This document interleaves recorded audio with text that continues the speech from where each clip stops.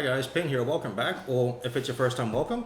Today I'd like to talk to you guys about focus stacking and not just talk to you about it, but actually show you how you can do it as well. Focus stacking normally occurs when you've got a landscape scene, or any other scene I should say, where you've got a lot of elements that are hopefully static, because that will help a lot when you're trying to do focus stacking. But you've got a lot of elements at the beginning of the image all the way right to the back of the image. It can often happen when you're out doing landscapes in the mountains, and you've got a small element in the front, whether it's a rock or a tree or a bush or something, but you also want to make sure the mountains at the back of your image are in focus as well, because even if you're at something like f16 as an example, whilst most of the image would be in focus, parts of it won't be, depending on where you actually put your focus point. So like if you put your focus point right at the very front of the image, then most of the front and some of the front of the image will be in focus, but the back probably won't be, and you won't get the sharpness that you're looking for, which is when focus stacking would come in handy. And when you do focus stacking, you could do it with 2 images, 3 images, 4, 5. It literally depends on how many you think you need, depending on the settings that you're shooting with at the time as well. Like in the images I'm going to show you in a second, I was at f8, which meant that most of the image would be in focus, but to make sure that everything was in focus, the best way I could have done that was I kept my camera on the tripod, also because I was doing 20-second exposures.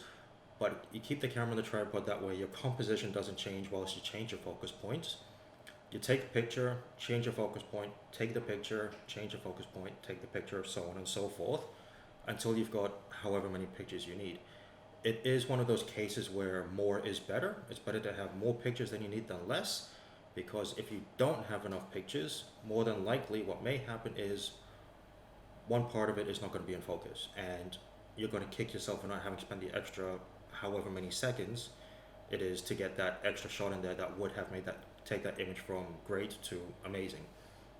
So it's better to err on the side of caution, get the extra pictures even if you may not use it, because even if you don't use it, at least they're there in case you did. With focus stacking as well, it often works best to do that on a static scene, and that's not including areas with waves in it or moving trees because it's really windy, because when Photoshop does try to stack everything and blend everything together, there will be some parts that will not make sense, and then you'll spend more time trying to fix it up yourself than letting Photoshop do the work for you. Because focus stacking is very simple. Instead of rambling on about the whole thing, I'll actually show you how you can do it, because that'll hopefully make more sense than me just prattling on for the next hour, which I'm sure you've got better things to do than watch me for an hour. Alright, so without talking too much more than I already am, let's get into Photoshop. Well, sorry, let's start with Lightroom actually, because that's where I do all of the edits, the main edits for my photos, and then we'll go into Photoshop and I'll show you how in just a few simple steps you can focus stack all of your images, blend it together.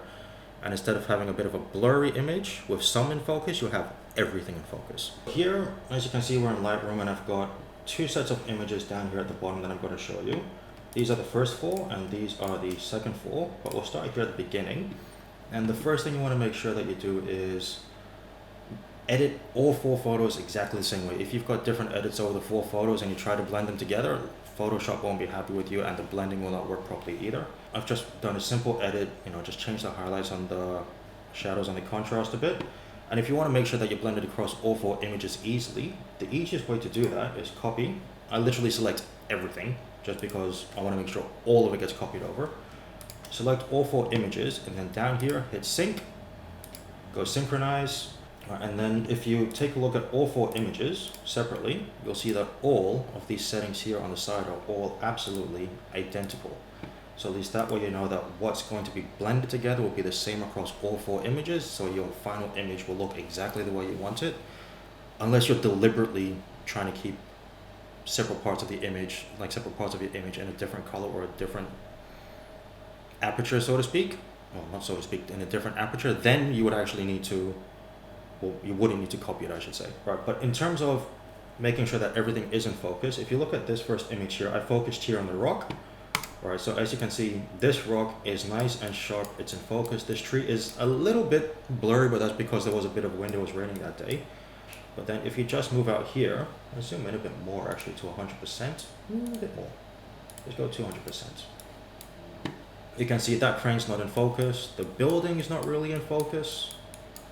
All right, and even up here, it's not really in focus. Whereas if you go to the last image of the set, it is in focus in comparison. So that's where you need to do focus stacking, to make sure that all of the images that you're stacking have the parts in, have something in focus. That way when Photoshop takes all four and blends it into one big one, everything's going to be in focus. So to take into the Photoshop, highlight all the four images that you've got, right click, and then here you've got edit in, and go to open as layers in Photoshop. I've already got Photoshop open because that makes it quicker, but you want to make sure you choose edit as open as layers in Photoshop, because otherwise it's going to open four separate files, and then you've got to waste time going copy paste from one file to the next and create four separate layers. This way, as you'll see what Photoshop is doing right now, it's opening all four of those files into one. That way it's going to make it nice and easy. When you do have to blend it together, everything's already there for you.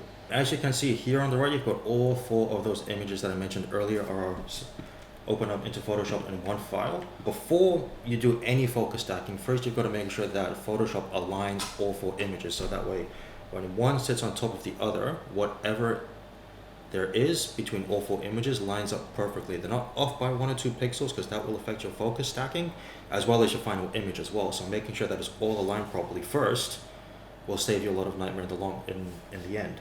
Do that. First you select all four layers, just hold down shift on your keyboard, select the first or the last one, and then just make sure all are selected. Go up here to image and hit auto align layers. Now since we're just doing a focus stacking, we're not doing a panorama or anything, keep this on auto, hit OK. Photoshop will do what it needs to do. And now all four images are lined up. You can see here at the bottom, there is a little bit of cropping, and that could literally be that I accidentally knocked the tripod, or I moved it a little bit when I was changing the focus point. It could be anything, but the point is that by Photoshop doing that first, I don't have to worry about trying to fix it up later. All four of these images are now lined up by Photoshop. Make sure that they're all still selected, which technically they should be unless you've clicked somewhere else. Go back up to edit, hit auto blend layers, and since we're not doing a panorama, just keep stacked images selected. Seamless tones and colors, that just makes sure that all of the settings across all four images will be exactly the same, so that when they blend together, it's going to be cohesive, versus four completely separate settings and then you're thinking, what the heck am I being left with? That content aware fill transparent areas, that's just for this area down here at the bottom. That's being cropped a little bit where there isn't a few, but not all four layers have that level of pixels, because the camera may have moved in between the shots. So just hit OK. I'm going to let Photoshop do what it needs to do. As you can see here, now we've got this file that's called merged. All four of these images stacked together. And what you can see is each one of the images has got its own layer attached to it, and it's showing you exactly what has been blended from each of those layers as well. So if it's white, that means that's it showing. If it's black, it's hidden. White is reveal, hide, black is conceal. So as you go through, you can actually just have a quick glance at that, make sure everything you want to be is in focus is. If you want to see whether Photoshop has actually blended your picture together properly, you can zoom into it and do a quick inspection, make sure the parts you want to be in focus are. All right, I've got this cool little panel here, the TK7 panel, where if I click this 100%, it zooms into 100% for me straight away. So if we start at the top, this whole building is nicely in focus the way I want it. That crane is nicely in focus. This bush is nicely in focus, even at 20 seconds, there was hardly any movement on that one. But most importantly, this rock is also nicely in focus. And if you just quickly scroll around to make sure everything else is, even these little plants down here, I forget what they're called, they look like succulents as far as I know. I'm not a plant guy. And then over here, there is a little bit of blurriness here, but that's purely because the boat was moving. But otherwise, everything else, if I just quickly zoom or move around here, everything else is perfectly in focus. And then what I can do is, there's no more edits I want to do for this image, as Photoshop has actually blended this one together properly on the first time around. In terms of focus stacking, this image is done. There's nothing left I need to worry about to make sure everything's in focus. It's done exactly what I needed to do. So all I'm going to do is close this out, and then it's going to, yes, I want to save. And it's going to open it up in Lightroom for me as a brand new file. And if I wanted to do further edits, I can, or I can do edits right here in Photoshop. In a nutshell, that's focus stacking for you. It's the ability to take the same picture at multiple focus points to make sure that everything from the front of your image to the back of your image is perfectly in focus. That way you get the sharp image you want. As you can see, it's a nice, quick, easy process. As long as you've got Photoshop, you can do it. I'm pretty sure if you've got Affinity Photos, it's able to do it as well. I think it can when I trialed it a few years back. And that's where it comes in handy. And then when you print your photo as well, most importantly, when you print it, whether it's a small print or a large print, as you can see, it's going to look much better when everything's in focus, if that's what you were after, than having a blurry spot in there when you wish you would have focus stacked. So, oh, sorry. If I wear those for too long, it hurts a little bit. I only need it for the screen. I hope you guys like this quick tutorial. As you can see, focus stacking is quite a simple process. I'd encourage you to give it a go as well if you've got Photoshop or any other photo editing software to see how it can come in handy and how it can make a huge difference in your photos. But I do have to stress that when you are going to give it a go, make sure you've got a tripod handy, because that way you can sit your camera on top. It doesn't move. The only thing moving is your focus points, nothing else. And then just follow that process. Copy the settings over from across all images, from the first one to the last one, and then do the rest in Photoshop. I do hope you guys liked it. If you did like this video, please give it a thumbs up. That'd be greatly appreciated. And if you want to get more tutorials like this, please drop a comment down below and let me know what else you'd be interested in.